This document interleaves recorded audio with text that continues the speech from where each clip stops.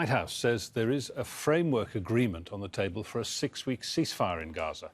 Israel hasn't turned it down, and now the wait is on for Hamas to respond. Parties involved in negotiations are hoping to have a deal in place by Ramadan in about a week's time. Rosalind Jordan has more from Washington, D.C. One of the three officials who briefed said that, in principle, the Israeli government has agreed to a 6-week ceasefire between the Israelis, Hamas, and other fighters inside Gaza in order to increase the amount of humanitarian aid going into Gaza, as well as allowing for the release of more captives currently being held in Gaza. Those captives would belong to one of 4 categories: women, the elderly, the injured, and the sick. Now, according to these U.S. officials, it's now up to Hamas to decide whether it can comply with that term in order to start the ceasefire, which everyone is hoping could start before Ramadan, which is either March 10th or March 11th. Negotiations have been underway around the clock, according to U.S. officials in Doha. There are reports that the negotiations could move to Cairo as early as Sunday. Separately, the U.S. government, which has been under pressure to do more to try to help the people of Gaza, is reportedly going to be meeting with Benny Gantz, a member of the Israeli War Cabinet. Several news reports indicate that Gantz, who is traveling without the explicit permission of the Prime Minister Benjamin Netanyahu, is supposed to be meeting with the Vice President Kamala Harris, as well as with the National Security Advisor Jake Sullivan, perhaps as early as Monday.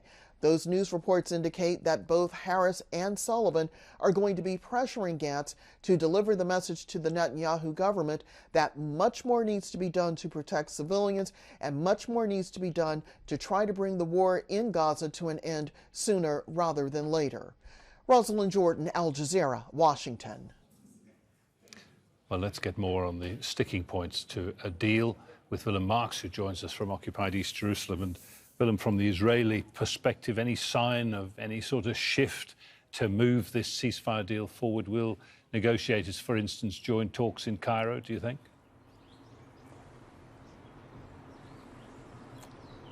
It's not yet clear, if I'm being completely honest with you, Jonah. We've reached out to the Prime Minister's office here this morning on more than one occasion. They are not offering comment about whether a delegation will be travelling to Cairo or indeed has already arrived there. Important to note, over the last few days, on more than one occasion, Israeli officials publicly, including the Prime Minister, have said they want to see a list of the captives who are still alive in Gaza as a precondition to resuming talks in Cairo or anywhere else.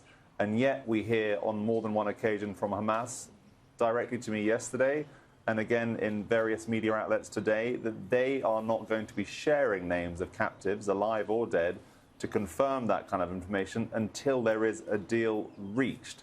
That seems to be one of the major sticking points. And of course, the broader irreconcilable difference between these two sides is focused on whether this is a temporary truce, a 6-week ceasefire, or an end to the war. Hamas would like this to be the end to the war, or at least a pathway to the end to the war, whereas the Israelis have repeatedly said they do not want to have their hands tied.